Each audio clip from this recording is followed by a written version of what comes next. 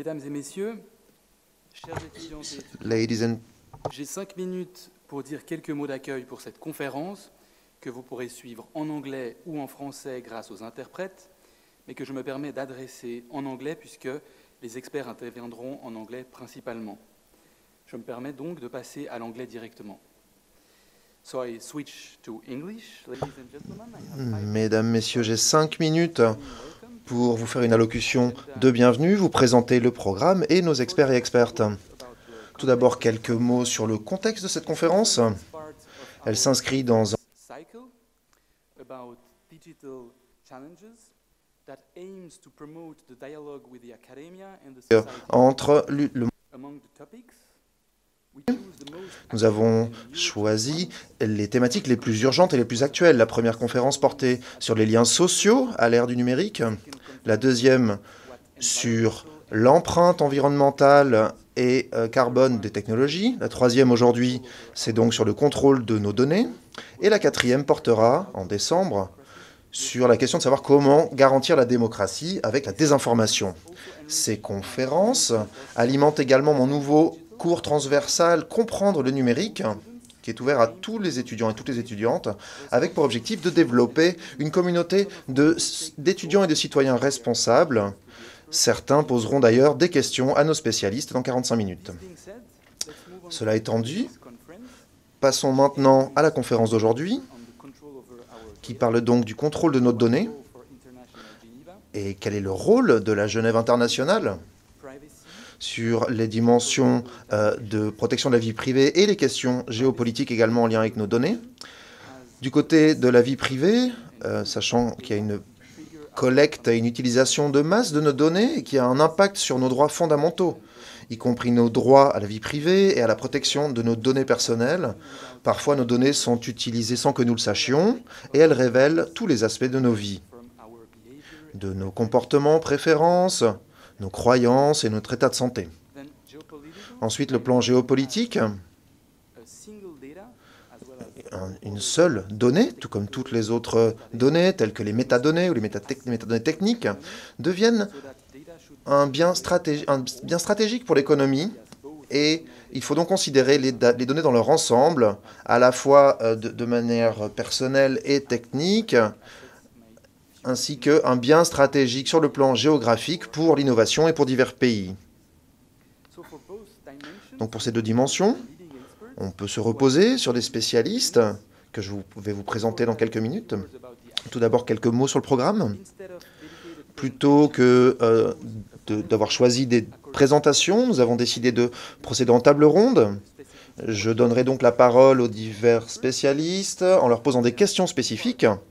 Nous aurons deux parties de 45 minutes chacune. Tout d'abord, 45 minutes avec des interventions de la part de nos spécialistes. Et ensuite, il et elle répondront à des questions. Et ensuite, une autre partie de 45 minutes avec une participation du public où des questions d'étudiants et étudiantes de mon cours transversal et des questions également du public seront posées aux spécialistes. Il est possible de poser des questions et de les classer à distance par toute personne qui suit cette conférence en utilisant l'outil numérique Slido que vous trouverez à droite de votre écran. Donc je vous invite à poser vos propres questions. Avant d'inviter les spécialistes pour qu'ils me rejoignent au podium pour la première partie de la discussion, j'ai le plaisir de souhaiter la bienvenue à Madame Peggy Hicks pour un discours d'introduction de 10 minutes qui visera à identifier les défis. Je vais tout d'abord la présenter. Madame Peggy Hicks est en très bonne position pour identifier les défis en tant que responsable politique. Elle est directrice et responsable donc au Commissariat des Nations Unies aux droits humains. Elle a précédemment travaillé dans le domaine humanitaire en tant que professeure de droit humain à l'Université du Minnesota, en tant que directrice du plaidoyer auprès de Human Rights Watch et a été chargée de mission des Nations Unies au Kosovo et en Bosnie. Et enfin, c'est un grand privilège que de l'accueillir, sachant qu'elle a beaucoup à faire en ce moment, puisque son organisation se charge du forum sur les entreprises et droits humains, un forum des Nations Unies avec des discussions qui visent à promouvoir le dialogue avec tous les acteurs et qui a eu lieu justement les 2 derniers jours, y compris aujourd'hui. Donc c'est un grand plaisir qu'elle soit à nos côtés. Merci infiniment. Je vous donne la parole.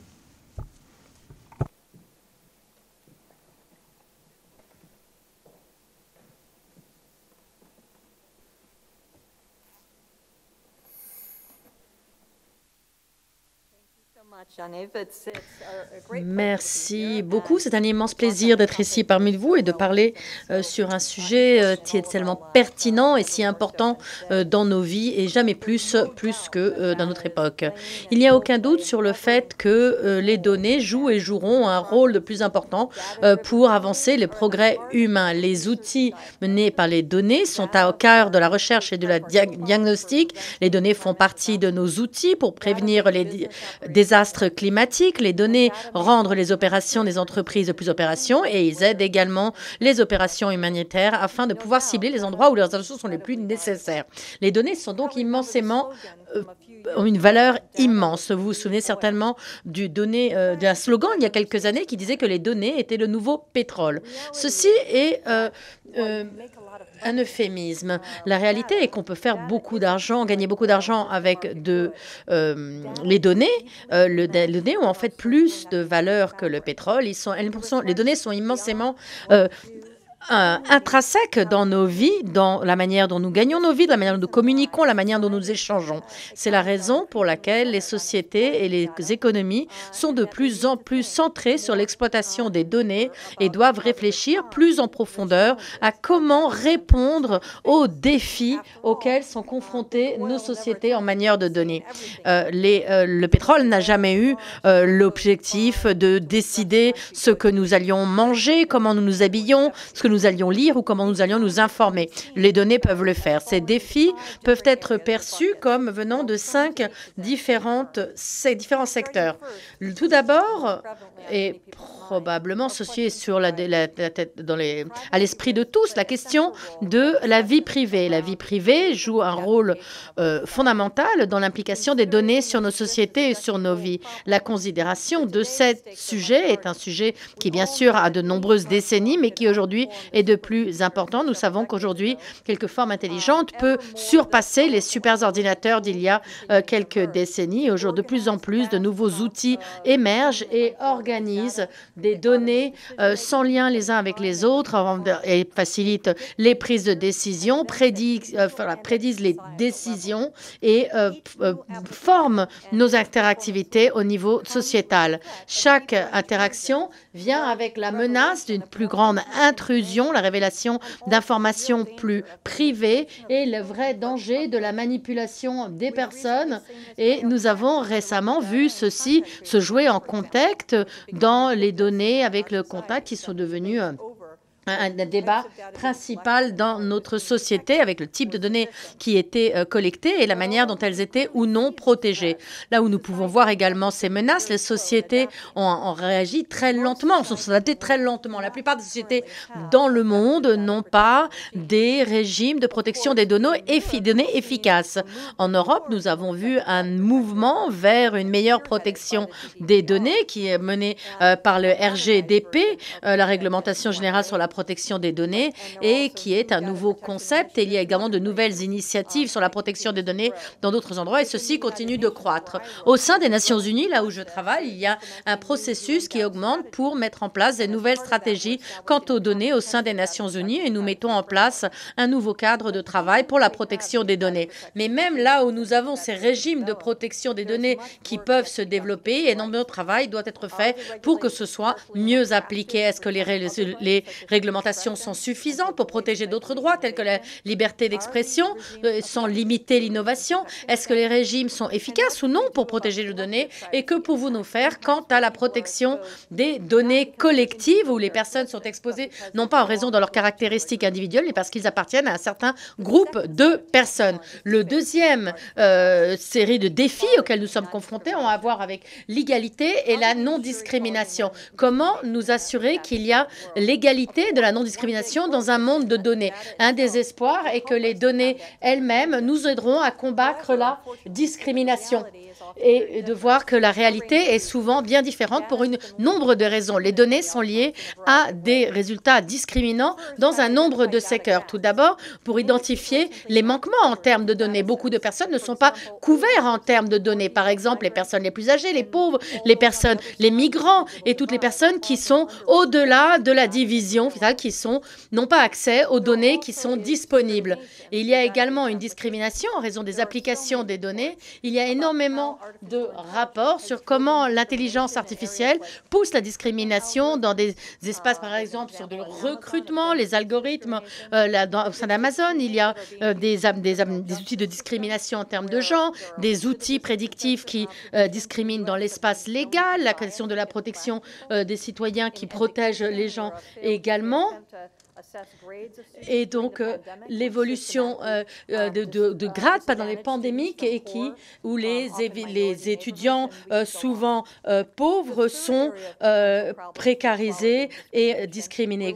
Et ceci est en lien avec les systèmes de données complexes qui excluent et désavantagent les personnes, y compris en raison du manque d'accès aux connaissances en termes numériques et la réallocation de ressources ou de solutions technologiques qui pourraient sous-estimer l'aide, qui ne permettent pas d'avoir accès, par exemple, à des financements ou qui mènent à des coupes budgétaires qui désavantagent les travailleurs ou des applications en termes de données qui sont dessinées de manière incompréhensible pour les groupes cibles et qui permettent de comprendre qui ne prennent pas compte de l'expérience humaine et des compétences de chacun. Il y a énormément de problèmes qui sont introduits en termes de discrimination dans le secteur de données. Le troisième secteur dont je voudrais parler a à voir avec la démocratie et la loi. Je crois que c'est quelque chose auquel beaucoup d'entre vous réfléchissent. Et bien sûr, les données sont un aspect extrêmement utile pour créer la transparence et la décision en termes de gouvernement. Et nous voyons également beaucoup de menaces qui émergent. Les gouvernements sont souvent basés sur des algorithmes opaques qui défient nos habilités à avoir des décisions transparentes, des actions transparentes de la part de nos gouvernements et d'avoir une vraie responsabilité par rapport aux preneurs de décisions.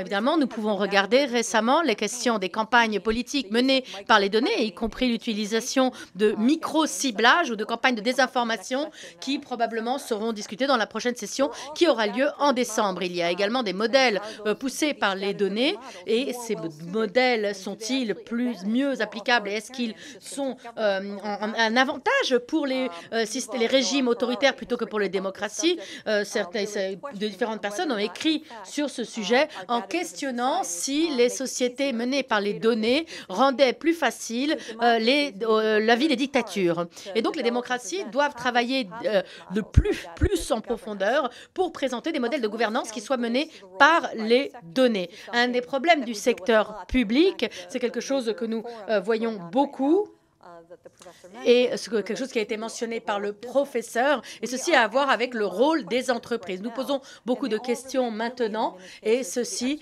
est en lien avec l'exercice du pouvoir. Les technologies ne sont pas neutres. Celles-ci sont fondées, créées par ceux qui ont le pouvoir socio-économique et politique. Et un des défis particuliers auxquels nous sommes confrontés dans le contexte est le rôle des entreprises. Ceci est quelque chose qui est avec nous depuis longtemps. Différents secteurs dans nos économies ont toujours eu des pouvoirs extérieurs, mais lorsque nous regardons les rôles que les entreprises technologiques ont, qui parmi nous peut questionner le fait que les rôles et la pertinence de ces entreprises soient un facteur fondamental pour former la manière dont fonctionnent nos sociétés? Mais la question, est-ce que nous avons en place les mécanismes nécessaires lorsque nous demandons à ces entreprises de jouer ces rôles externes qui forment nos démocraties et nos sociétés? Et en même temps, je vais poser la question à l'envers. Quand les gouvernements essayent de réglementer ces entreprises, nous avons beaucoup de questions pour savoir si les gouvernements sont adéquats pour pouvoir réglementer la question en termes de données et de technologies. Et alors que nous passerons les données aux technologies, il y a souvent des problèmes qui sont insuffisants. Et ensuite, en termes de données, et la question est que, et ceci a à voir avec les frontières, et nous avons besoin de solutions qui aillent au-delà des frontières également. Et nous devons travailler avec des manières, nous devons utiliser les données pour essayer de nous assurer qu'il y ait des modèles de protection qui permettent d'inclure le droit à la vie privée, et nous espérons que le cadre de droits humains sur lequel travaille mon bureau au quotidien pourra aider, puisque c'est déjà quelque chose qui est utilisé partout dans le monde. Une étude de cas dans le monde parle de la localisation des données, l'idée que les données doivent rester là où elles sont récoltées. Ceci peut avoir dans les deux sens. C'est potentiellement un outil pour protéger les droits des personnes. Quand on regarde par exemple la manière dont le RGDP exige suffisamment de protection des données dans des pays tiers, mais en même temps, nous voyons que la localisation des données peut être un outil que les autocrates peuvent utiliser pour exercer du contrôle sur les espaces numériques et ensuite pouvoir réprimer.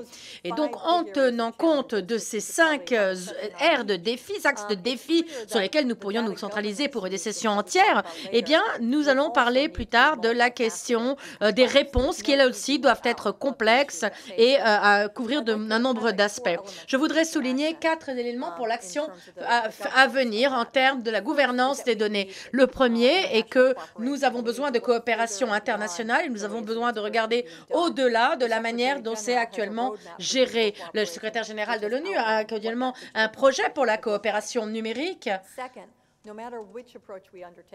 Et deuxièmement, quelle que soit l'approche que nous choisissons,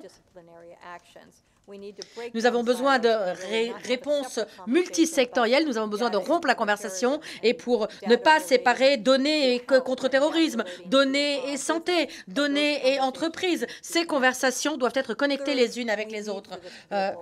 Et nous avons besoin que ceci soit une conversation. Et des conversations sont vraiment fondées ici en Europe et laisse le Sud global complètement de côté et dans le sens où ceci est sur 2 chemins parallèles et non ce travail doit être fait ensemble. Et enfin, selon ma perspective, nous devons renforcer la mise en œuvre et l'inclusion des droits humains, renforcer la démocratie comme une partie intégrante de cette conversation. Comme je l'ai dit, les droits humains sont un cadre extrêmement adaptable qui peut nous donner de la guidance sur comment travailler avec les données d'une manière qui nous permette que tout le monde puisse bénéficier des progrès technologiques auxquels nous avons accès. Et nous ne devons pas nous inquiéter pour rien, nous ne devons pas paniquer pour rien. J'ai peut-être déjà créé un petit peu de panique en parlant des différentes zones à risque, mais j'aimerais conclure en vous donnant quelques bonnes nouvelles. Beaucoup de choses se passent déjà de manière positive. Le Conseil des droits humains des Nations Unies, les procédures spécifiques, les experts sur les droits humains, le secrétaire général engage des actions dans ce sens. Et ce que nous faisons dans notre travail et de la responsabilité des entreprises. Tous ces différents éléments ont pour but de répondre à ces défis en ce qui concerne l'intelligence artificielle. L'UNESCO, une de des agences onusiennes, développe de nouveaux instruments sur l'éthique. Le Conseil de l'Europe également développe un nouvel européen qui est ancré dans les droits humains. Et il y a d'autres développements plus récents au sein de l'Union européenne qui permettent de courber les principaux abus en termes de surveillance technologique en exportant les régimes de contrôle et en essayant de les empêcher de progresser. Et nous voyons qu'il y a également des conversations renvigorées en matière de compétitivité qui, nous l'espérons, auront un impact positif sur notre capacité à réglementer les données. Et bien sûr, nous revenons au point de départ sur la manière dont ces technologies elles-mêmes peuvent nous aider à résoudre ces problèmes. Il y a de nouvelles manières d'encrypter les données, de nouvelles manières de gérer les standards, de nouvelles approches technologiques qui nous permettront, je l'espère, de pouvoir répondre à ces nombreux défis. Merci.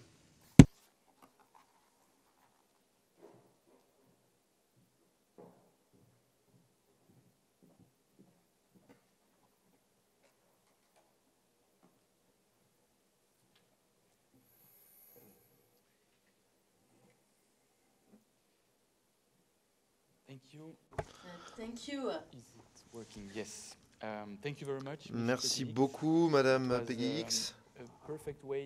C'était une excellente introduction pour présenter tous ces défis et un petit peu le contexte dans les discussions que nous allons avoir maintenant. Donc maintenant, je vais inviter tous nos spécialistes à monter sur scène pour cette discussion et j'invite une fois de plus tous les participants à poser leurs questions via l'outil numérique Slido que vous trouverez à droite de votre écran afin que les questions les mieux classées soient posées ensuite. Alors je vais maintenant vous présenter nos spécialistes.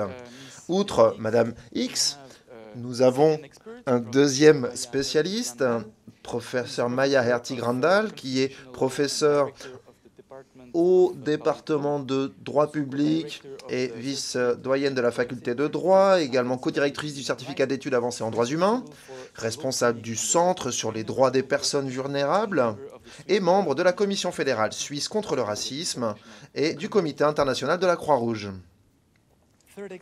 Troisième expert, c'est Paul-Olivier Dehaye, un grand spécialiste des données personnelles, fondateur de personaldata.io, membre du conseil d'administration de MyData Global, deux organisations à but non lucratif qui travaillent sur l'autonomisation en matière de données personnelles.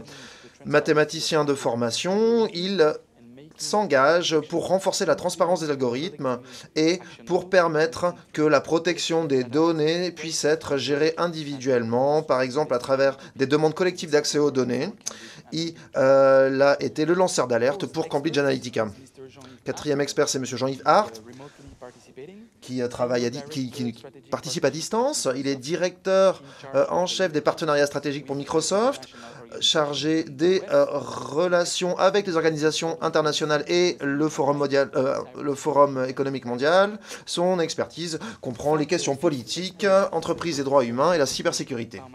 Ensuite, nous avons Madame la professeure Dorothée Baumann-Pauli, directrice du nouveau Geneva Center for Business and Human Rights et directrice de recherche du Centre Stern de l'Université de New York pour les entreprises et droits humains. Son expertise, c'est l'intersection entre les entreprises et les droits humains, dont la responsabilité des entreprises, ce qui l'a mené à travailler sur la mise en œuvre des droits humains dans des cadres multipartites.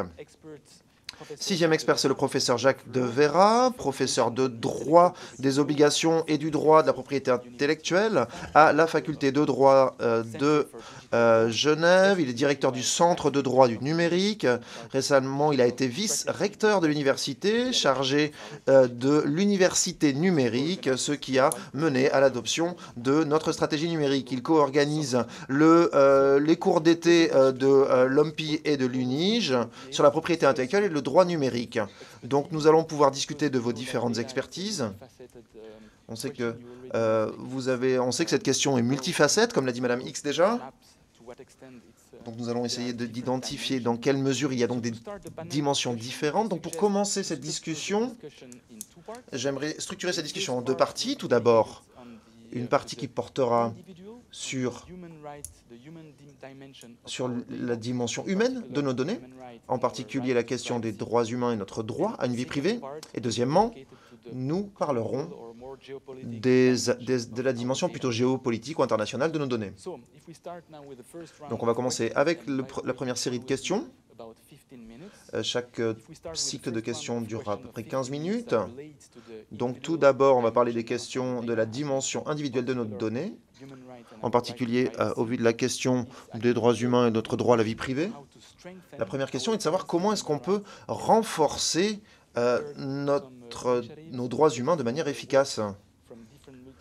Donc, vous travaillez donc avec différentes institutions multipartites, et donc l'idée c'est de savoir comment est-ce qu'on peut renforcer ce droit à la vie privée. Donc j'aimerais vous rappeler qu'on sait que nos données sont beaucoup utilisées pour lutter contre la pandémie, pour des questions de mobilité, de données de santé, et on sait que de nombreuses personnes n'utilisent pas l'application Swiss Covid pour des raisons de respect de la vie privée. On a tendance à oublier que nos données sont de toute façon massivement utilisées quand on utilise nos smartphones ou Internet. Par exemple, Facebook utilise nos données à des fins de santé publique, par exemple pour prévoir nos comportements dans le cadre des mesures de santé publique, mais aussi à des fins commerciales. Donc il y a un énorme flux de données à travers les pays, ce qui met en question notre contrôle sur nos données et le respect de notre vie privée. Donc ma première question s'adresse à Madame Peggy Hicks et à Madame le professeur Maya Hertig-Randall, avec pour objectif d'identifier les défis concrets auxquels vos organisations sont confrontées, puisque vous travaillez toutes deux dans des institutions internationales.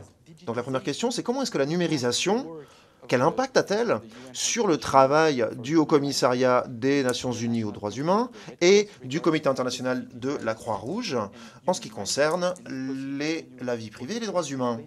Est-ce que vous pourriez expliquer un petit peu comment est-ce qu'on peut mettre en œuvre le respect des droits humains et de la vie privée?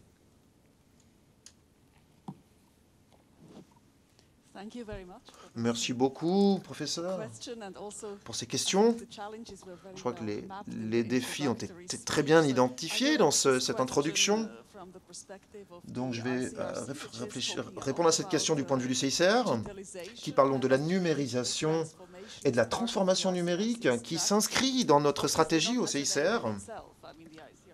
Le CICR n'est pas ici que pour faire de la numérisation, mais nous voyons que c'est mentionné cela a été mentionné dans l'introduction d'un point de vue positif. Par exemple, s'il y a la reconnaissance faciale, ça peut nous aider à retrouver des personnes perdues, réunir les familles.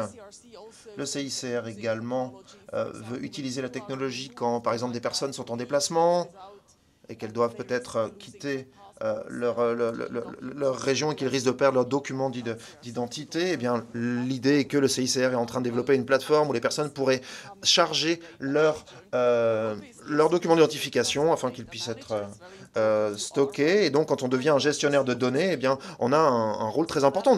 On est reconnu comme un gestionnaire de données. Et donc, la question de la protection des données doit être très solide. Le système doit être très solide. Surtout quand on travaille avec des populations très vulnérables. Je crois que comme vous l'aviez mentionné, si on ne respecte pas la vie privée des gens, on peut aussi entraîner une discrimination sur d'autres droits humains, que ce soit l'accès au logement, les droits des migrants, les persécutions, etc. Donc il faut vraiment faire beaucoup attention quand on travaille avec des données pour bien les protéger. Donc quand on voit le cadre développé par le CICR, on a maintenant une commission indépendante de protection des données. Je fais partie de cette commission. Je ne suis pas une spécialiste de la protection des données, mais je commence à apprendre. Ce qui est intéressant aussi ici, c'est que on doit déjà faire un travail de conviction au sein de l'organisation. Ce n'est pas évident pour tout le monde. Pourquoi est-ce que d'un coup le CICR s'intéresse maintenant d'un coup à la protection des données? Donc on a des règles, mais comment est-ce qu'elles devraient être interprétées? C'est peut-être évident pour nous. Elles doivent être en accord avec le RGPD, etc. Mais il faut convaincre, expliquer à nos collègues et expliquer le risque que je vois des fois, où on voit que la protection des données peut être, disons, considérée comme un cadre, un frein. Et je pense qu'on a réussi un petit peu à partager cette idée. On doit développer la protection des données dans l'innovation. Ce n'est pas une opposition. Si on n'en tient pas compte dès le début, eh bien, on aura des problèmes plus tard. Par exemple, concrètement, le CICR a adopté une politique biométrique que vous trouverez en ligne. Et d'où cela vient-il? Eh bien, en partie, pas seulement, mais cela vient d'organisations humanitaires qui sont confrontées à des demandes croissantes de la part des bénéficiaires en matière de traçabilité. Et bien sûr, il faut lutter contre la fraude. Certaines agences humanitaires ont déjà par le passé utilisé la biométrie et des outils numériques à des fins d'identification. Mais cela, bien sûr, est très délicat. Ce sont des données très délicates et sensibles. Si c'est stocké dans une base de données centrale et qu'elle est piratée, par exemple, eh bien, les dangers sont énormes. Donc, nous avons donc participé à cette discussion de développement de politiques sur la biométrie. Et donc, la conclusion était de savoir que nous devions avoir une approche basée sur ce qu'on appelle des tokens. Je crois que ce n'est pas le cas, par exemple, de l'application Swiss Covid, hein, ce qu'il me semble. Donc, je pense qu'il est possible de développer et de construire la protection des données. Et parfois, quand on travaille dans l'urgence, tout n'est pas très évident. Par exemple, dans la crise de la Covid-19, on se dit on a besoin d'un système de communication. Alors, qu'est-ce qu'on utilise dans ces cas-là? Est-ce que les données sont bien compatibles?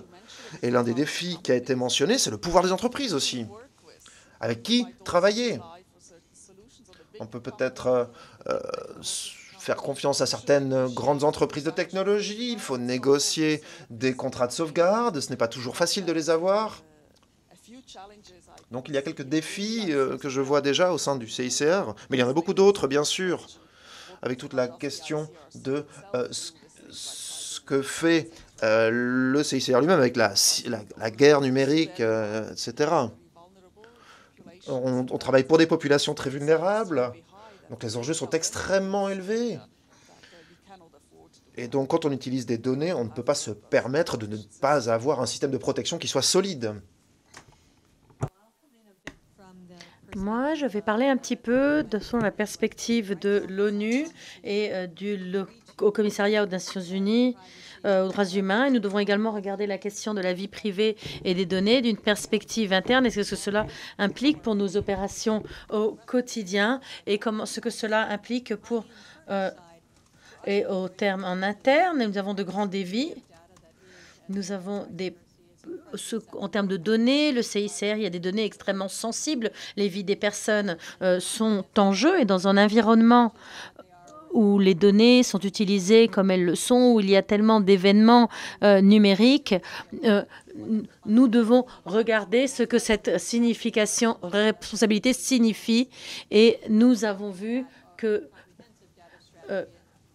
l'ONU doit regarder une approche stratégique qui permette de comprendre les données et de regarder pièce par pièce comment nous pouvons mettre à jour notre système afin que nous puissions répondre à ce que nous faisons et répondre à la protection des données. Et quelque chose auquel nous pouvons vivre et comment encourager d'autres personnes à s'adapter à ces espaces. Et nous avons également un rôle plus vaste sur la vie privée et les données. Le droit à la vie privée est important en soi, mais c'est également une porte d'entrée pour d'autres droits. La vie privée est essentielle, par exemple, pour la liberté d'expression et pour la participation. Les personnes ont besoin de la protection de leur vie privée dans de nombreux secteurs pour pouvoir avoir un impact, pour pouvoir défendre les droits humains et pour la sécurité également des journalistes. Dans d'autres secteurs également, nous avons donc besoin de nous assurer que les questions de vie privée obtiennent des réponses. Et nous avons donc réfléchi dans ces rapports, peu de temps après la situation Snowden, où nous avons reçu un rapport fondamental sur le droit à la vie privée dans l'ère numérique et nous avons fait un autre rapport l'année passée sur l'intelligence artificielle et le droit à la vie privée. Et il y a un autre rapport qui a été produit plus tôt dans l'année qui se concentre sur l'utilisation, sur les manifestations pacifiques et les technologies utilisées dans les manifestations pacifiques et qui utilisent des outils comme par exemple la reconnaissance faciale dans des manifestations pacifiques. Et nous essayons de voir ces innovations et d'apporter un cadre de droits humains et pour voir quelles limites doivent être posées par les gouvernements et à d'autres acteurs pour que vraiment les droits et les responsabilités soient mis en œuvre pour respecter le droit des personnes dans un contexte de nouvelles technologies. Merci beaucoup. Il est intéressant de voir qu'il y a des droits et des réglementations existantes, ce que vous construisez, et nous allons revenir à cette deuxième partie sur la gouvernance numérique et la manière dont nous allons pouvoir standardiser ceci. Et quand le professeur Maya nous demande avec qui vous travaillez, je vais me tourner vers la professeure Dorothée Baumann-Poli, qui a également travaillé dans des contextes, dans les multipartenariats. Et la question est de savoir comment faire la promotion des droits humains et renforcer les droits entre les différents acteurs. Et donc, je vais revenir à la question des droits et avec qui travaillez-vous? En qui faites-vous confiance sur ces différents sujets? Merci beaucoup. Et la question est de comment construire de la confiance ou reconstruire de la confiance entre les acteurs en venant d'un contexte entrepreneurial où nous concentrons sur les modèles entrepreneuriaux des entreprises. Je voudrais faire un pas en arrière et rappeler à tout le monde que les entreprises qui collectent des immenses quantités de données, les médias sociaux ont des modèles entrepreneuriaux très particuliers. Ce sont des entreprises en ligne et environ 90-90% de leurs revenus viennent de publicité en ligne. Et donc, les utilisateurs donnent des données volontairement, mais ce sont les publicités qui leur permettent de gagner de l'argent. Et ça, c'est important à comprendre quand on revient à la question de la confiance, parce que la manière pour ces entreprises de gagner plus d'argent est de garder plus longtemps l'attention des utilisateurs. Et les entreprises peuvent faire cela de différentes manières. Elles peuvent faire la promotion de contenus qui permettent de maintenir l'attention des utilisateurs, souvent des contenus extrêmes, des contenus qui créent une réaction émotionnelle, qui créent une certaine tension. Et les algorithmes poussent des contenus extrêmes à l'avant des murs d'actualité des personnes pour générer plus d'intérêt. Et la manière dont les entreprises font ensuite plus d'argent sont avec des publicités ciblées sur la base des données fournies volontairement par les utilisateurs. Et donc, le rôle des données pour ces entreprises sont importantes. Ce sont des vaisseaux qui utilisent toutes les données fournies par les utilisateurs. Ce n'est pas comme des entreprises, des journaux, par exemple, qui sont complètement édités, modérés. Facebook dit notre rôle est entre ces deux extrêmes. Donc, notre travail est de créer une confiance auprès de l'utilisateur, une confiance qui a été remise en question, particulièrement en période électorale, dans le contexte de la recherche de Stern. Et je dois remercier mon collègue d'avoir mené cette recherche. La recherche nous porte à croire qu'il faut faire 5 choses, 5 mesures différentes, 5 indicateurs pour la construire de la confiance qui sont en lien avec les défis soulignés par Peggy dans son introduction. Tout d'abord, les entreprises de médias sociaux, les réseaux sociaux doivent renforcer leur transparence, comment fonctionne la modération, comment fonctionnent les algorithmes et comment ceci est-il ou non géré par des humains. C'est formidable qu'aujourd'hui nous puissions apprendre grâce à des machines et les algorithmes peuvent déjà gérer jusqu'à 90%, 90% du contenu, mais il y a des humains qui sont impliqués pour le reste et la manière dont le système fonctionne reste relativement obscure pour les utilisateurs, pour les partenaires, pour les acteurs. Et donc, il est difficile de créer de la confiance. Pour cela, il faut qu'il y ait plus de transparence quant à la modération du contenu.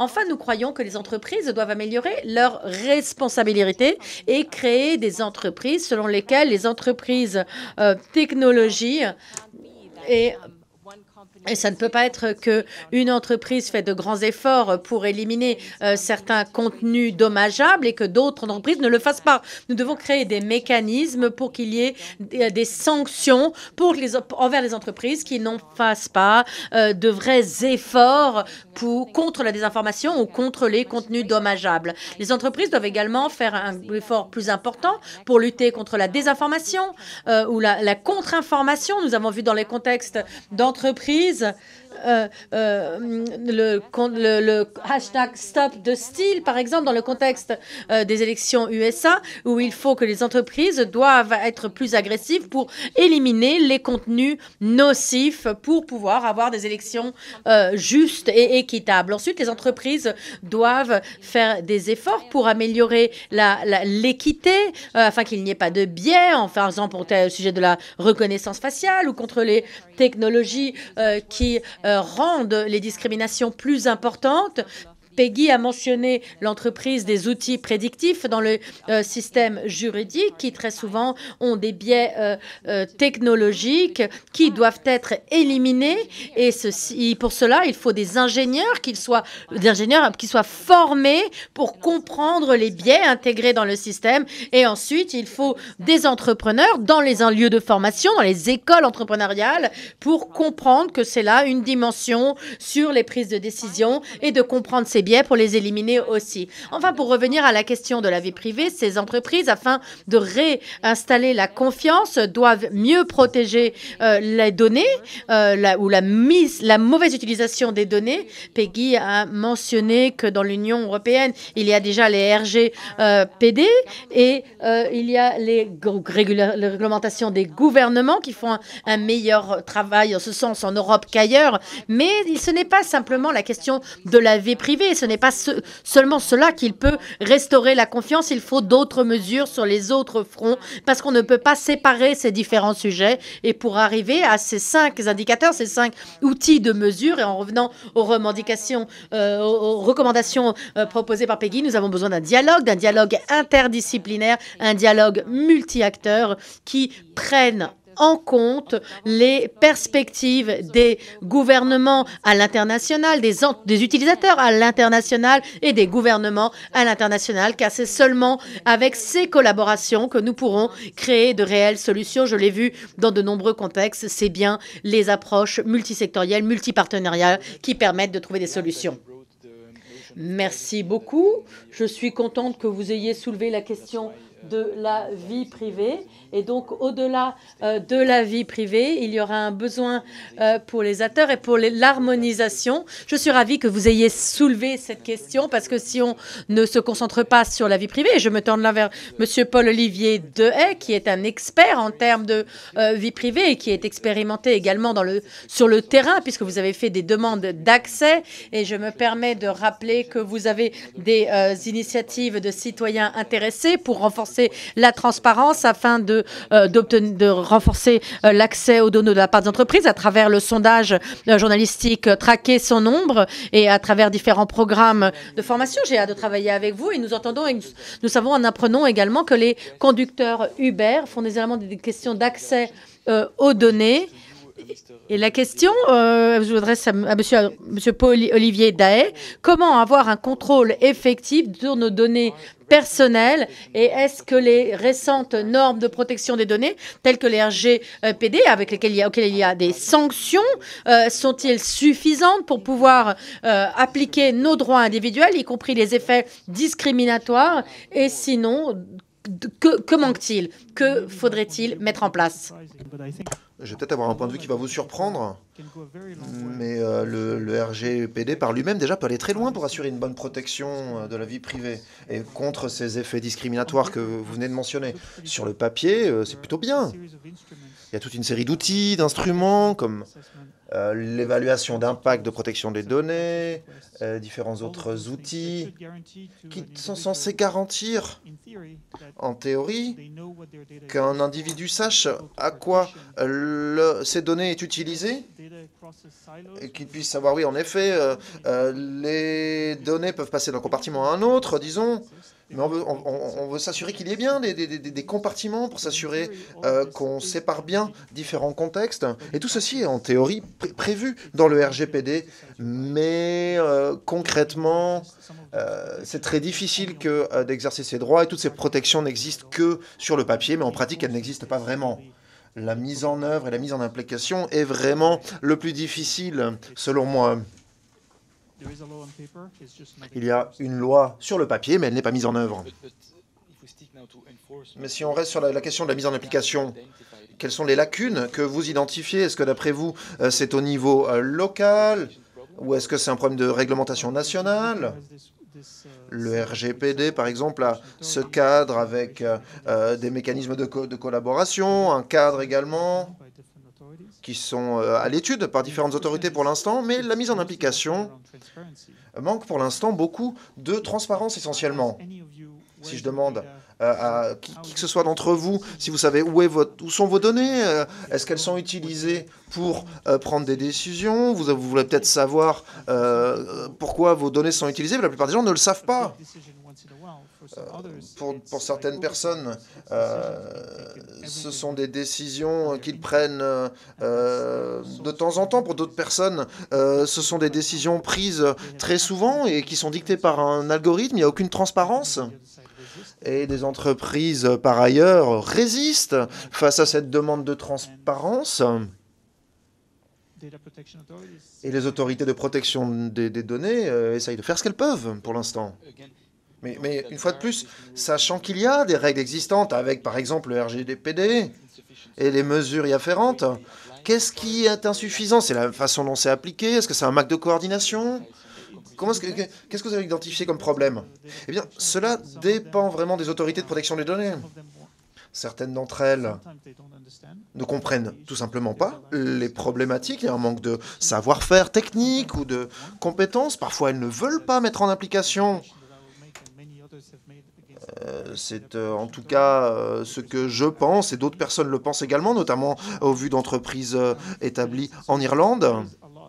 Donc cela varie énormément. Mais le résultat est là, pour les individus.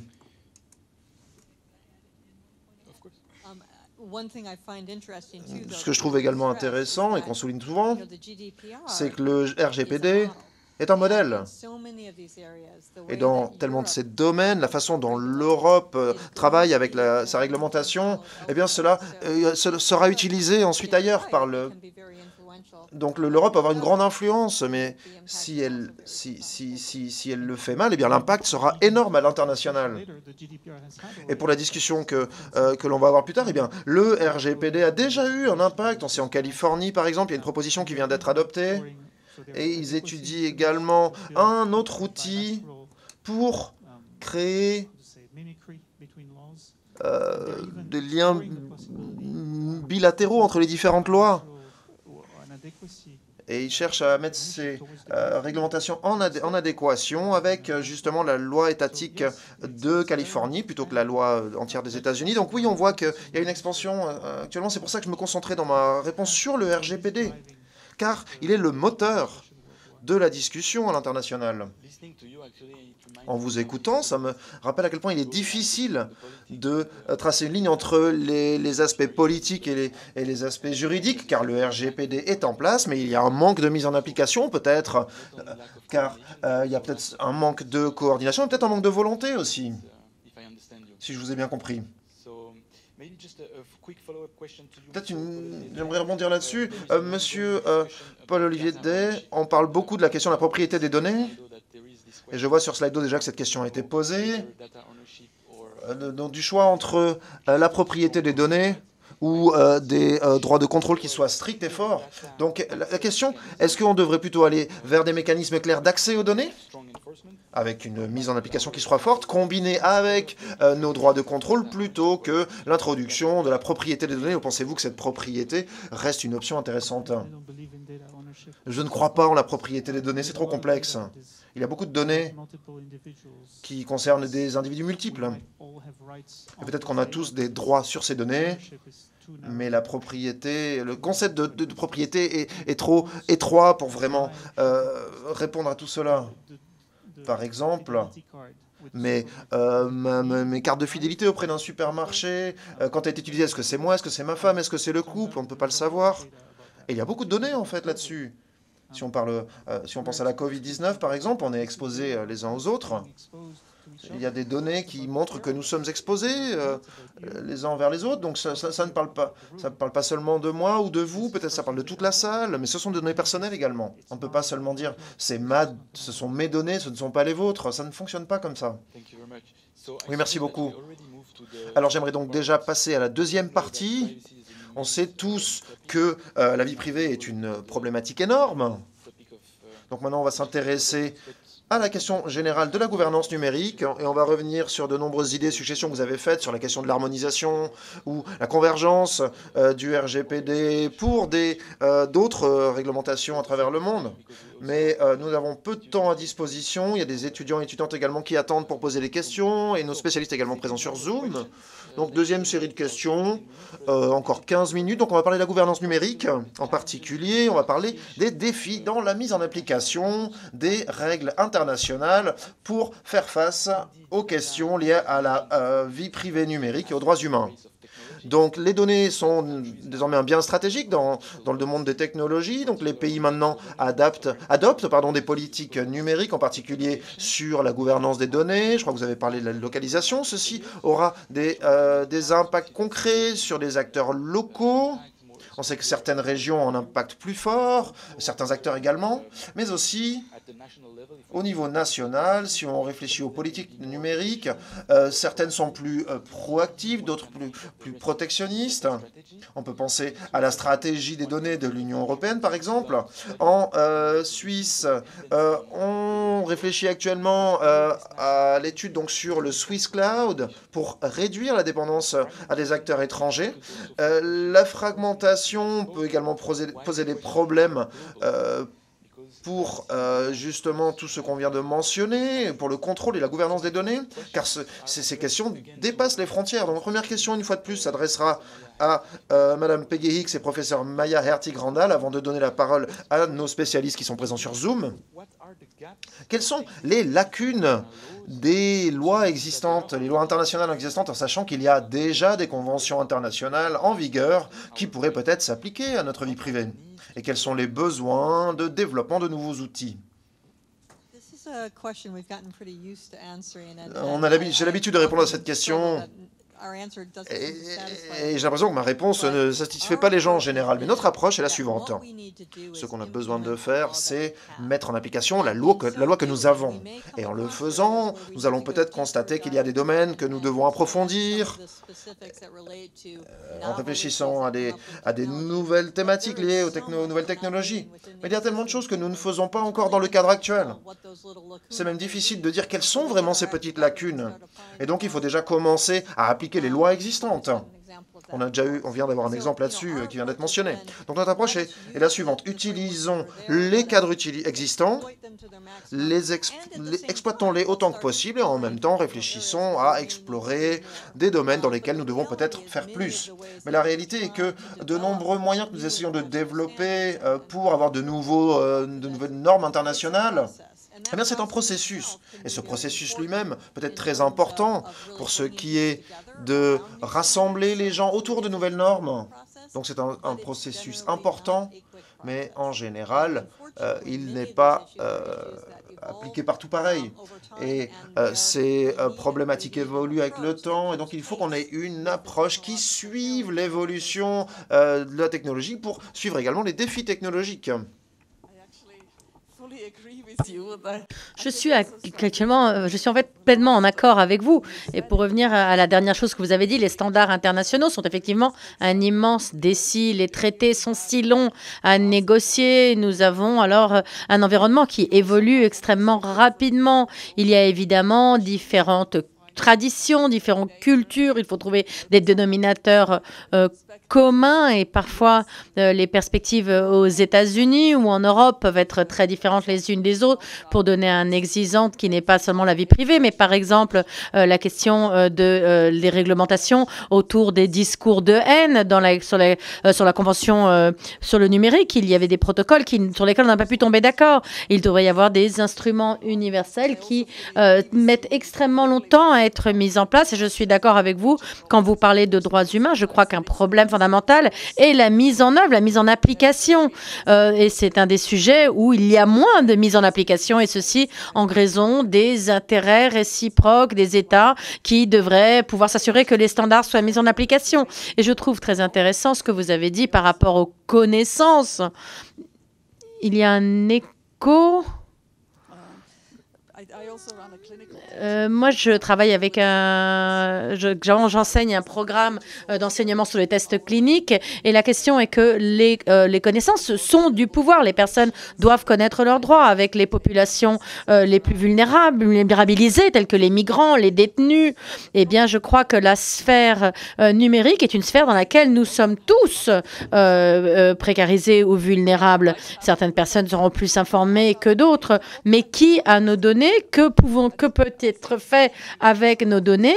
Et je crois que nous devons également réfléchir à l'utilisation efficace de nos droits. La connaissance de ces droits devrait commencer dans les écoles. Nous devrions pouvoir amener l'information jusqu'aux populations, que les personnes comprennent quels sont les enjeux, que les personnes puissent également voir les aspects contradictoires, les réactions contradictoires, beaucoup d'inquiétudes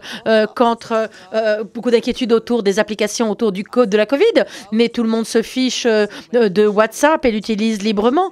Et il est important de comprendre comment ces informations peuvent être utilisées. Vous avez parlé tout à l'heure de confiance. Ceci me semble important si nous voulons pouvoir progresser. Merci. Tournons-nous peut-être vers Monsieur Jean-Yves Hart et le professeur de Vera pour parler de la réglementation, de la gouvernance internationale et le rôle potentiel de la Genève internationale. Comment renforcer Genève en tant qu'un hub pour la gouvernance digitale et la protection de la vie privée. Particulièrement à Monsieur Jean-Yves Hart, ma question est quelles possibilités y a-t-il pour un instrument international légal contraignant? Nous savons qu'il y a un processus tel que la Convention numérique de Genève et quels sont les bénéfices par rapport à des cadres législatifs existants. Merci beaucoup. J'espère qu'on m'entend suffisamment.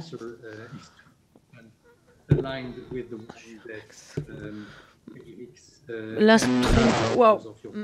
Malheureusement, les interprètes n'entendent pas suffisamment pour pouvoir interpréter. Ma question est qu'il y a déjà beaucoup de réglementations applicables en matière d'instruments contraignants pour pouvoir répondre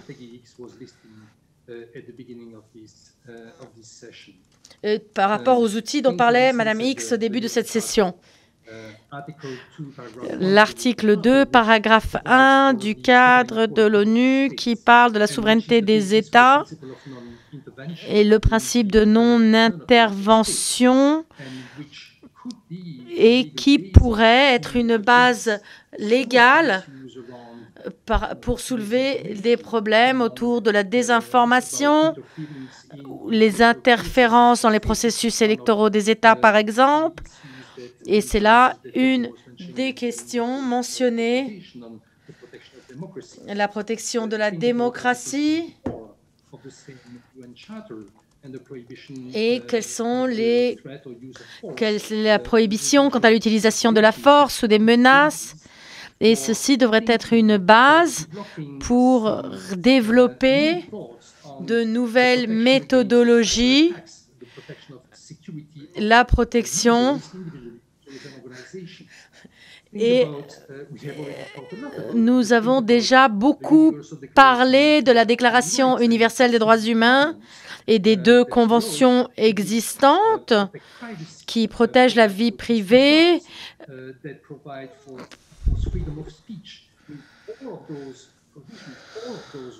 Et toutes ces règles qui sont censées protéger la liberté d'expression, par exemple, dans mon sens, donnent un potentiel pour répondre à nombreux des défis qui ont été soulevés. Et je crois qu'au lieu d'essayer de nous embarquer dans de nouveaux instruments juridiques, la première chose que nous pourrions faire est de réfléchir à la signification des instruments existants et que proposent ces instruments, quels étaient leurs objectifs quand ils ont été créés il y a de nombreuses années et comment. Et on peut rejoindre ces instruments aujourd'hui. Et y a-t-il des lacunes auxquelles on doit répondre? Mais c'est une question d'interprétation de ces instruments actuels.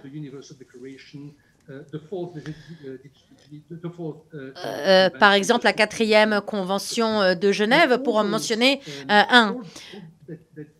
Tous ceux qui réfléchissaient à revisiter des instruments légaux existants dans le contexte dans lequel nous sommes peuvent prendre action ici à Genève et devraient, en mon sens, agir ici à Genève parce que je ne peux pas réfléchir à une autre ville où il serait plus pertinent de construire ces instruments parce que, jusqu'à une certaine mesure, les organisations internationales qui existent à Genève sont les gardiennes de ces instruments internationaux.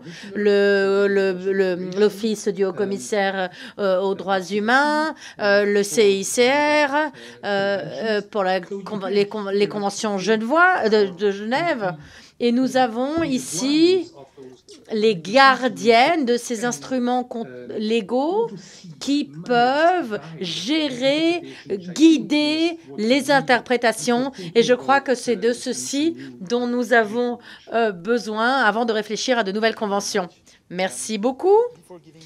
Avant de donner la parole au professeur De Vera, une question de suivi pour vous, Monsieur Jean-Yves Hart et professeur Dorothée Baumann-Poli. Comment les entreprises privées peuvent aider à renforcer les règles, tant en termes de droits contraignants et non contraignants? Et donc, je me tourne vers vous deux. De quelle manière et comment inclure les entreprises privées afin de construire ensemble une approche équilibrée sur ces sujets? Eh bien, moi, j'ai fait de la recherche sur les initiatives multi-actorielles et sur les questions technologiques. Et très souvent, il est nécessaire qu'il y ait un événement qui précipite la situation pour amener tout le monde autour de la table. Peut-être une tragédie, des fois, qui permettent aux acteurs de venir chercher une solution commune et de comprendre qu'une solution commune est peut-être la seule solution ou la vraie solution. Je ne suis pas... Et il semblerait que l'appel de Christchurch, l'appel international qui a été appelé après l'attaque envers des musulmans en Nouvelle-Zélande, cet appel initié par des gouvernements nouveau-zélandais et français a semblé être une initiative qui a pu précipiter les événements qui ont mené à la création d'une initiative multisectorielle qui cherche des solutions communes à l'extrémisme religieux et aux attaques qui, depuis un espace numérique, se traduisent dans des attaques concrètes sur des synagogues et vers des synagogues et des mosquées un peu partout dans le monde.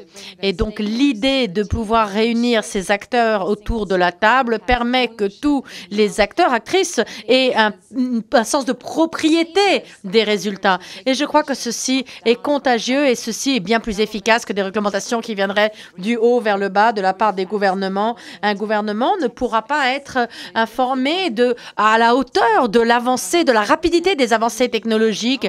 Et donc, il faut que tout le monde travaille ensemble pour vraiment comprendre ce qui se passe et comment fonctionnent ces différents éléments. Si tout le monde sent un sens de propriété, d'action dans l'issue des négociations, et là, il y aura un consensus. Et là, on arrive à des mesures qui peuvent être mises en œuvre. On a entendu très souvent, il ne s'agit pas d'un manque de réglementation de haut niveau, c'est souvent un manque de mise en œuvre. Et donc, des règles qui sont créées dans un espace multisectoriel avec de nombreux acteurs ont de bien plus grandes chances d'être mises en œuvre un jour.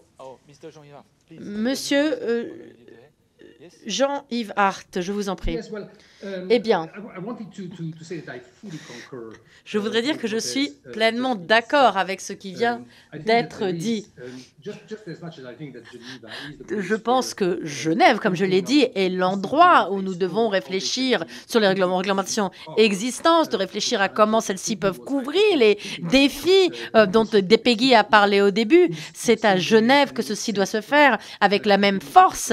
Je crois également que doit être effectivement des discussions multisectorielles qui impliquent des organisations internationales, des gouvernements, des entreprises et bien sûr la société civile. Et d'une certaine mesure, la société civile doit faire partie de la discussion et c'est une des raisons pour laquelle nous devons avoir ces discussions à Genève parce qu'on voit le nombre d'ONG présentes dans cette ville et ce sera une manière d'avancer sur ces discussions. Il y a déjà des exemples dans ces discussions multisectorielles, que ça a été mentionné, la question de l'initiative sur Christchurch, des initiatives, l'appel de Paris sur la confiance et la sécurité de l'espace numérique est un autre espace de négociation multisectorielle. Et si malheureusement, le monsieur de Microsoft semble avoir une connexion insuffisante. Les interprètes ont du mal à suivre. Et il y a une corporation.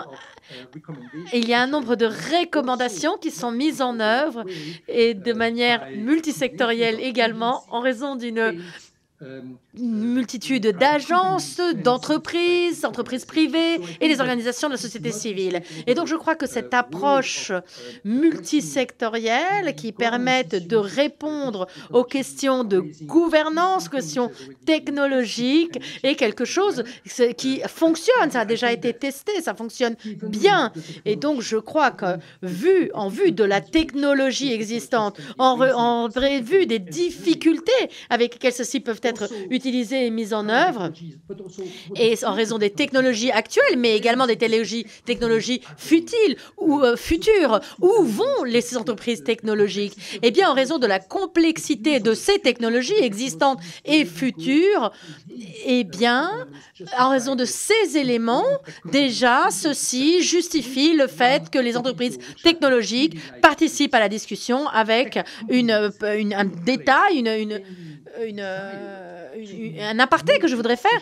Les entreprises n'ont pas le désir de prendre les décisions. Les décisions doivent être prises par des gouvernements. Les interprétations doivent être faites par ceux qui dessinent ces traités. Les entreprises peuvent contribuer à l'interprétation. Ils peuvent amener les connaissances, l'expérience. Ils peuvent amener, évidemment, une vision de là où vont les technologies. Mais les décisions, elles, doivent être prises par les gouvernements, puisque c'est ainsi que nous pouvons respecter la démocratie. Et donc, je pense qu'il soit très important pour moi d'insister sur ce point, parce que le rôle que peuvent jouer les entreprises pour aider à l'interprétation d'un instrument contraignant, eh bien, permettra aux entreprises de faire un pas en arrière et de laisser les gouvernements, les pays, les États membres prendre les décisions nécessaires.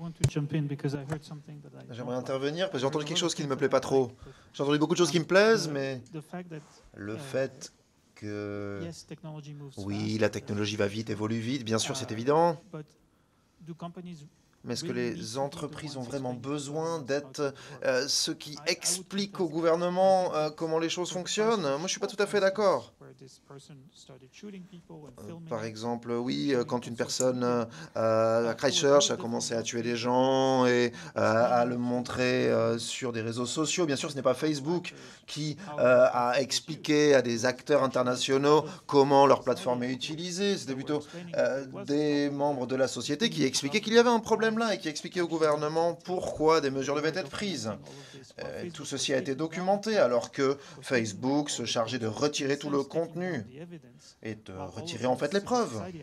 Alors que tous les acteurs de la société civile essayaient de garder les preuves pour que l'on sache bien qui était responsable. Et ça, c'est un élément crucial. Et on revient à cette question de transparence. Mais il y a aussi de nombreux instruments existants qui doivent être utilisés pour réglementer tous ces acteurs technologiques. Mais faire le lien entre les instruments existants et le numérique, il y a beaucoup de gens qui ont l'expérience pour le faire. On peut le faire très vite. Mais ce qui manque, c'est la transparence. Merci. Je vais suggérer maintenant qu'on donne la parole au professeur De Vera. On parlait d'initiatives pluripartites, des discussions de projets, on a parlé de la fragmentation également. Et je me demande, il me semble qu'il y a déjà une fragmentation à Genève avec les différents projets. Ma question donc adressée au professeur De Vera, c'est sur quel pilier devrions-nous nous concentrer quand on parle de solutions ou réglementations possibles? Est-ce qu'on devrait se concentrer sur la gouvernance, la cybersécurité, les données personnelles? Ou est-ce qu'on devrait se concentrer sur le droit substantiel, par exemple avec des principes de haut niveau? Ou des dispositions spécifiques, ou alors plutôt sur la gouvernance, avec peut-être des mécanismes alternatifs de résolution des litiges pour améliorer l'accès à la justice. C'est un plaisir pour moi de participer à cette discussion. Je sais qu'on a pris un petit peu de retard, donc je vais essayer de faire vite. Selon moi, je vais faire un petit pas en arrière. Et pour réaliser que quand on parle de la gouvernance des données, il ne faudrait pas seulement se concentrer sur la question de nos propres données qui sont détenues par des entreprises privées, des big tech, donc des géants de la technologie.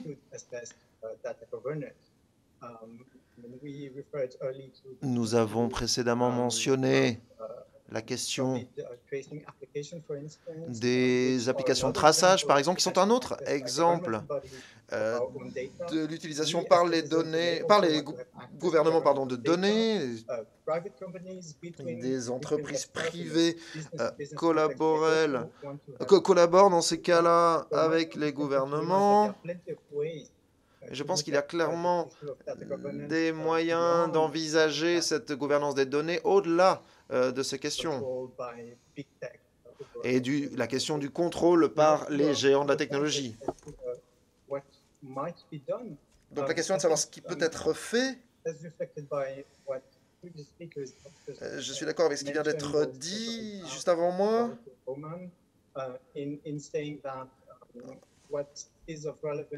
Qu'est-ce qui est important aujourd'hui? Donc c'est la coopération entre le public et le privé. Je suis tout à fait d'accord avec cela. Mais la question est également de savoir quelles pourraient être de bonnes règles numériques. Et on devrait pour cela réfléchir et sortir du cadre de réflexion des outils réglementaires, des traités internationaux, car des outils non contraignants parfois ont une approche plus novatrice pour régler des problèmes. Et on pourrait également avoir une approche basée sur le consensus en disant qu'on ne s'intéresse pas seulement aux problématiques de manière fragmentée, mais également et plutôt avoir une approche globale.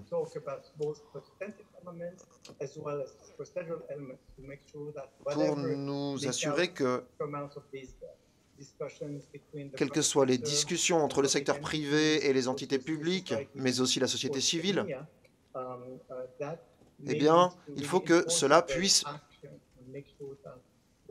mener à des mesures vraiment réalisables et qui puissent être mises en œuvre. Et un dernier point que j'aimerais mentionner, je voudrais confirmer que je suis fermement convaincu que nous avons un rôle à jouer ici à Genève et en tant que Suisse, nous avons de nombreux acteurs internationaux ici, on doit travailler là-dessus. Comme on peut le voir avec la politique en matière de données que la Suisse vient d'adopter. Question pour rebondir là-dessus. Ensuite, on va donner la parole aux étudiants. Quand vous parlez d'une approche transversale et globale, vous parlez également d'une approche plus flexible. Et il y a une question sur Slido qui porte sur cela. Quelqu'un se demande comment est-ce qu'on pourrait avoir une réglementation efficace quand les technologies évoluent si vite. Et c'est peut-être ce que vous vouliez dire avec cette approche flexible. Mais comment est-ce qu'on peut le faire concrètement? Est-ce que vous avez des suggestions à faire? Alors, un des moyens de le faire serait de rassembler les acteurs autour d'une table et d'essayer de permettre l'adoption d'un code de conduite, ce qui serait plus facile si on se base sur l'expertise essentielle de l'industrie des technologies, comme ce qui a été mentionné précédemment par Peggy Hicks,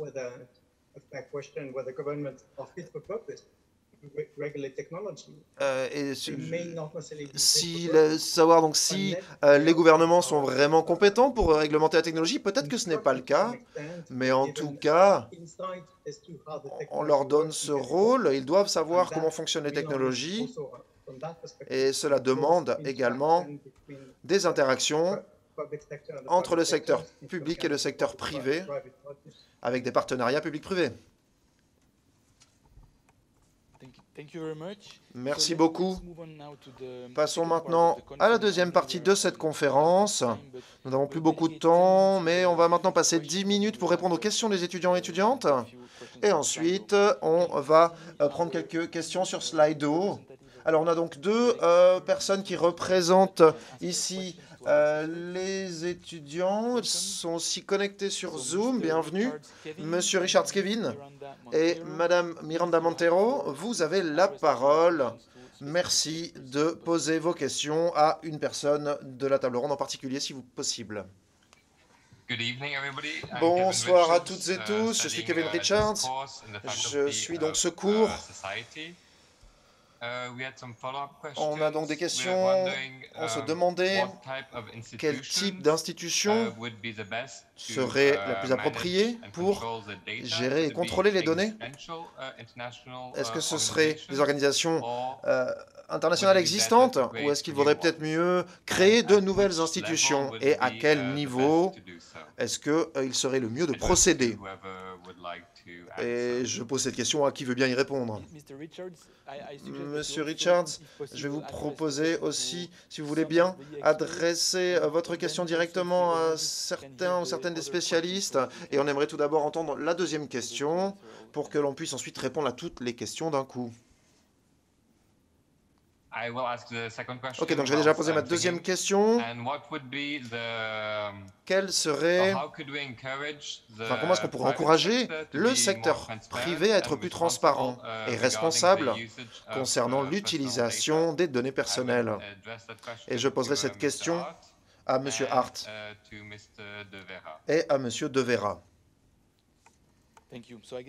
Merci. Donc, je suppose que la première question donc, sur le type d'organisation, donc existante ou nouvelle, celle-ci se pose à qui veut bien y répondre. Donc, c'est ouvert. Donc, qui veut bien répondre peut le faire. Répondre à cette première question. Je pense qu'il y a des institutions qui existent et qui peuvent jouer un rôle essentiel, mais je pense qu'il y a un grand besoin d'en créer d'autres. Et je pense que votre réponse précédente montre à quel point certaines institutions existantes ne soient pas complètement capables ou n'aient pas vraiment la volonté de répondre à ces défis. Mais certaines de ces problématiques qui concernent donc tout le secteur de la technologie, quand on s'intéresse à ces questions de l'intelligence artificielle et comment elle est gérée de manière générale, comment elle est régie même, et le fait qu'on ait besoin d'instances technologiques au sein des gouvernements qui aient l'expertise. Je ne pense pas qu'il y ait vraiment autant de désaccords que l'impression qu'on a pu avoir. Donc on a besoin d'avoir plus d'expertise qui soit apportée au gouvernement. Mais on doit aussi s'inspirer de l'expertise et la chercher où elle est, de manière plus efficace. Mais il faut qu'il y ait des institutions indépendantes, ça c'est évident. Donc on réfléchit plutôt à quel type de critères est-ce qu'on a besoin pour que ces institutions fonctionnent bien. Il faut qu'elles aient de bonnes ressources, qu'elles soient indépendantes. Il doit aussi y avoir des liens. Car, comme ce qui vient d'être mentionné, c'est tout à fait essentiel. Le fait que cela ne fonctionnera pas si on commence à réglementer d'une manière où on définit des normes dans tous ces différents écosystèmes et qui soient différents, sera très difficile pour nous de gouverner quelque chose qui dépasse les frontières, avec des approches qui soient ciblées, très ciblées parfois, et parfois il faudrait les adapter. Je pense qu'on devrait vraiment avoir une approche qui nous permette de nous intéresser d'une manière qui concerne plusieurs secteurs et avoir une approche cohérente à travers différents domaines. Et je suis tout à fait d'accord avec le commentaire, j'ai très apprécié pour savoir s'il n'y a pas un besoin de co-réglementation. Si on doit réglementer, si les entreprises doivent réglementer ou pas, comment est-ce qu'on doit mettre en place des approches contraignantes pour forcer les entreprises à prendre des mesures qui pourraient être mises en œuvre également dans un système qui serait basé sur une approche des entreprises, donc avec cette idée d'un conseil des réseaux sociaux qui a déjà été mentionné par le rapporteur spécial sur la question, et par exemple la réglementation du discours d'appel à la haine. Et donc comment est-ce qu'on peut vraiment mettre en œuvre toutes ces approches, et il faut donc nous inspirer de tout ce qui a déjà été fait dans d'autres industries par exemple dans le cadre du journalisme où il y a des normes qui sont en œuvre, ou par exemple dans le cinéma également où les entreprises se sont mises d'accord sur ce qu'elles pouvaient faire et comment elles pouvaient se réglementer elles-mêmes. Donc on a besoin de tous ces niveaux de réflexion pour vraiment répondre au problème. Merci. Permettez-moi d'inclure une question de suivi, puisque ceci est en lien avec les citoyens Et c'est pour inclure ceci dans les questions de gouvernance, les questions de réglementation et de réglementation d'utilisation des données. Avez-vous des idées et des suggestions à ce sujet, Monsieur Dehaye? Eh bien, le conseil que je donnais en amont de cet entretien était de rejoindre des groupes locaux qui ont à cœur ces solutions, parce que d'être capable de créer ensemble un pouvoir collectif en personne, il est important d'être entendu, il est important de montrer notre force politique afin de pouvoir progresser au niveau politique, et c'est ce que nous essayons de faire avec MyData, mes données, non seulement en tant que mouvement politique, mais comme groupe de personnes qui essayons de changer les choses, d'améliorer la situation. Et ceci appelle à des codes de conduite, et nous faisons des progrès dans ce sens, et nous parlons à des entreprises. Et les entreprises peuvent travailler ensemble, construire des codes de conduite. Les législateurs ont déjà anticipé le fait que les entreprises soient parfois mieux placées pour créer des réglementations ou des lois non contraignantes. Et la deuxième chose sont les codes de conduite pour les droits des individus. Et ceux-ci sont des espaces très concrets dans lesquels les entreprises peuvent s'impliquer, initier des codes de conduite, parler avec un certain nombre d'individus afin qu'ils se réunissent et qu'ils puissent décider ensemble comment ces droits doivent être exercés. Ceci a vraiment du sens afin que les entreprises puissent décider ensemble sur une série de réglementations et être en accord avec les nécessaires. Il y a 2 projets concrets, des actions concrètes. Il y a une deuxième question pour vous, adressée à M. Jean-Yves Hart et au professeur De Vera. Oui, alors la question, comment les entreprises du secteur privé peuvent être plus transparentes avec les données privées? C'est une question très intéressante puisque celle-ci répond à quelque chose qui est en construction, il me semble. Nous avons vu les premières générations de règles en termes de vie privée. Nous sommes maintenant à la deuxième génération de règles en termes de vie privée. Le RGPD est peut-être un bon exemple de cette deuxième génération de règles en termes de vie privée. Et ces règles en termes de réglementation, en termes de vie privée, ces réglementations sont structurées de la même manière. Les individus ont des droits. Et la manière dont je perçois ceci est que nous allons bientôt voir une 3e génération de règles liées à la vie privée. Mais en dehors de ces droits, celles-ci mettront des obligations envers les entreprises, afin que celles-ci soient claires, transparentes quant à l'utilisation des données des individus. Et le RGPD est un formidable instrument en termes de vie privée. C'est un progrès fondamental, mais c'est difficile à gérer. Et ceci afin d'exercer les droits qui sont donnés et le droit d'exercer ces droits. Et ce droit, bien sûr, doit être exercé tous les jours. La 3e génération de droits liés à la vie privée, le droit des individus, les obligations qui doivent imposer aux entreprises, et chaque groupe doit pouvoir dire à l'utilisateur moyen ce qu'ils font en termes d'utilisation, partage des données et quels accords sont pris d'un côté et de l'autre. Est-ce qu'il y a d'autres commentaires de la part des experts, le professeur De Vera ou quelqu'un d'autre voudrait intervenir sur ce point? Si ce n'est pas le cas, Madame Miranda Montero, est-ce que vous avez une question? Je suis désolée, il ne nous reste plus beaucoup de temps. Il ne nous reste que du temps pour une seule question. Volontiers. J'ai une question.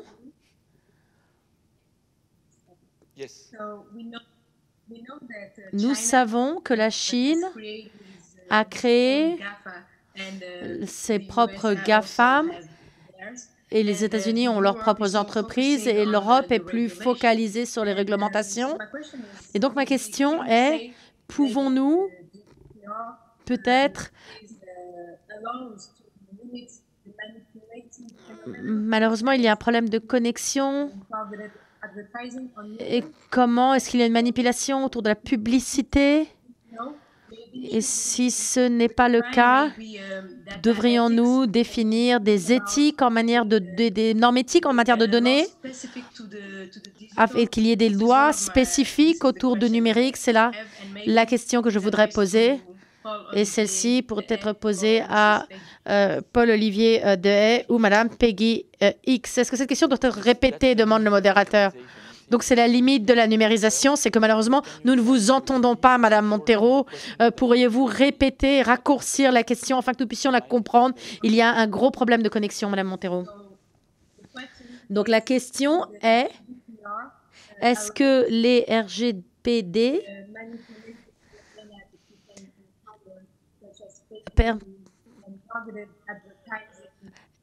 on entend quelques mots, publicité, manipulation. Malheureusement, on a compris, on nous manque le verbe et le lien entre les différents mots. RGPD, est-ce que votre question est de savoir si les RGPD sont suffisants pour lutter contre les fausses informations et la désinformation? Oui, c'est à peu près ma question. Désolée, c'est très difficile de vous comprendre, Madame Montero. Je ne sais pas si c'est suffisant. Je crois que ça peut faire pas mal. Et je serai très concret. Et donc, en 2015, j'ai demandé à Facebook de me donner certaines de mes données, des données qui me concernaient, de savoir dans quel groupe public j'ai été mis, dans quelle catégorie j'ai été placé et comment ces catégories ont été utilisées pour me cibler. J'ai demandé à Facebook, ça a été très long. Finalement, j'ai réussi à obtenir quelques informations. J'ai été témoigné devant le Parlement au Royaume-Uni à ce sujet et dans mes questions de suivi et dans les questions que j'ai posées quelques années après, qui ont été posées à Mark Zuckerberg dans le Congrès américain. On lui a demandé si Facebook était pleinement transparent et dans une question, il a dit oui. Et une question de suivi de M. Blumenthal s'est référée à mon témoignage dans le Parlement au Royaume-Uni et a dit mais cette personne dit que ce n'est pas vrai. Comment réconcilier les deux réponses? Et je faisais tout ceci pour essayer de suivre exactement le chemin que mes données suivraient pour pouvoir cibler les informations. Et ceci est assez important, non seulement pour comprendre ce qui est vrai et ce qui est faux, pour comprendre le contenu, mais également pour comprendre comment les contenus voyagent, comment ceux-ci sont amplifiés. Et c'est là le rôle crucial que jouent ces plateformes dans ce travail. Je sais que ceci est n'est absolument pas réaliste pour le public, pour la population, même pour moi, pour tout le monde. Il est complètement irréaliste d'imaginer d'arriver à ceci, mais l'objectif de faire cela est de montrer les mécanismes selon lesquels les informations sont ciblées et comment on peut injecter de l'argent et des efforts pour essayer d'avoir un impact sur l'écosystème des informations. Il y a certains droits accordés par le RGPD. Le RGPD donne certains droits. Je peux prendre ces données, je peux les donner à une entreprise à but non lucratif, je peux essayer d'enquêter sur la désinformation, je peux la donner à des chercheurs, à des académiciens, à d'autres acteurs pour essayer de faire un sens de cet écosystème numérique. Mais ceci n'est qu'imaginaire, puisque dans la réalité, maintenant, cette loi n'est pas mise en œuvre. Et donc, il devient impossible de faire tout ceci. Il faut trop d'efforts. Donc, la réponse courte à votre question, sur le papier, oui, cette loi, les RGPD pourraient répondre à beaucoup des problèmes, mais dans la réalité, non, nous en sommes loin. Merci beaucoup. Parler des informations me permet de prendre une question Slido. Merci pour vos questions. Nous vous verrons en cours et nous répondrons à vos questions pendant le summit. Si je prends une des questions de Slido et pour revenir à la question de désinformation et pour tacler ces défis, les RGPD et les autres provisions, dans quel contexte légal les médias sociaux peuvent être rendus responsables et comment lutter contre la désinformation, particulièrement dans le contexte du premier amendement de la Constitution américaine autour de la liberté d'expression. Je vais me permettre de tourner cette question directement vers le professeur, Madame Maya Hartig.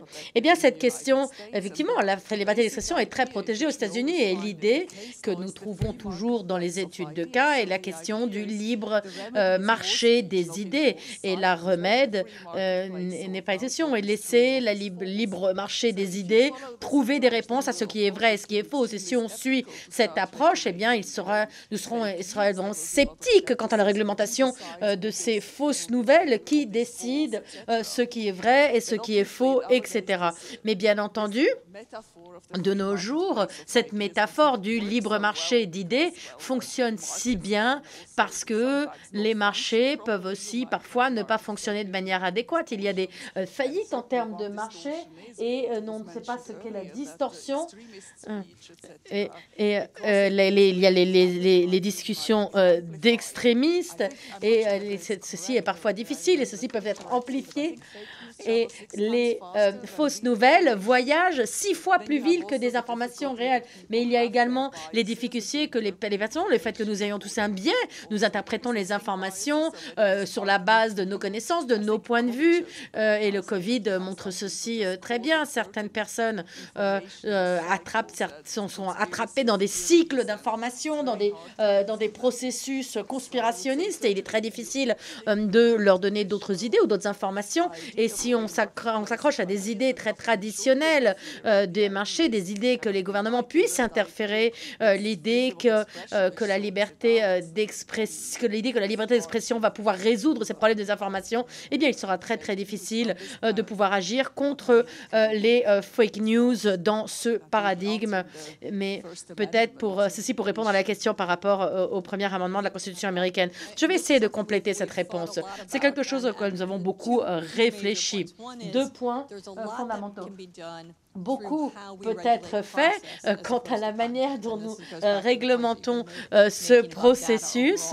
Et ce n'est pas seulement une question de données, et cela veut dire que nous n'avons pas suffisamment d'informations quant aux décisions qui sont faites par rapport au système existant.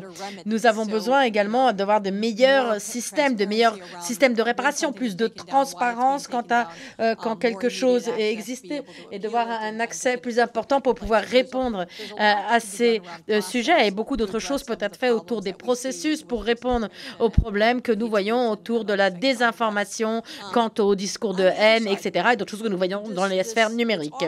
D'un autre côté, ceci est suffisamment cadré comme un dilemme. Est-ce que nous devons laisser la liberté d'expression ou est-ce qu'on encourage, au contraire, une approche plus complète qui permette de réglementer la liberté d'expression sur les médias. Et la liberté d'expression n'est pas le seul sujet ici. Nous avons cette désinformation quant au lieu de vote qui interfère au droit de quelqu'un à participer dans une élection démocratique, quand ça interfère avec le droit d'une personne à avoir accès à la santé. Et donc, nous avons le droit d'interférer dans cette écosphère pour nous assurer qu'il y ait suffisamment d'espace pour que différentes approches puissent être prises afin de prendre en compte la panoplie de droits qui sont en jeu. Et une des choses que nous avons vues est que la boîte à outils n'est pas simplement de laisser faire ou de limiter. Il y a différentes manières dont les questions de dialogue peuvent être répondues, et la manière dont on répond à ces fausses informations est que si les informations fausses sont postées, mais restent accessibles uniquement aux groupes de personnes limitées qui l'ont posté, il n'y a pas un grand problème. C'est l'aspect viral qui est souvent problématique. Par exemple, WhatsApp a pris des étapes importantes pour limiter la taille des groupes et la capacité des informations à être diffusées. Et ceci peut être efficace. Et nous avons vu les approches qui sont prises aux États-Unis quant à la désinformation par rapport à des limites juridiques pour limiter les problèmes de désinformation. Et il y a différents impacts qui peuvent être pris. Comme le temps est limité, je vais devoir clore très bientôt cette discussion par rapport à la désinformation. Et c'est l'opportunité d'annoncer la prochaine conférence, le 16 décembre, qui parlera justement de désinformation et de démocratie. Donc, restez connectés. Nous serons heureux de vous avoir à nouveau avec nous. Il est difficile de conclure maintenant sur un sujet si vaste. Merci à vous, merci à tous les orateurs, merci à nos étudiants avec leurs questions sur Slido. Nous avons trouvé des lignes de réflexion pour de nouvelles solutions, en particulier au niveau citoyen, au niveau individuel. Paul Olivier Dehaye a parlé de approche d'avoir des codes de conduite, les questions de l'accès individuel au niveau collectif, en ce qui concerne la gouvernance digitale. Nous savons que Genève peut rester un écosystème intéressant en place pour faire un monitoring et décider de la discussion en place. Je voudrais remercier toutes les personnes qui ont rendu cette conférence possible malgré les restrictions sanitaires, notre équipe, l'équipe de digital, tous les experts, les techniciens et les personnes qui ont autant en présence qu'à l'extérieur ont participé et ont contribué avec leurs idées, et leurs contributions, leur expertise à la réussite de cet événement. Restez connectés et nous espérons vous revoir bientôt lors de la prochaine conférence.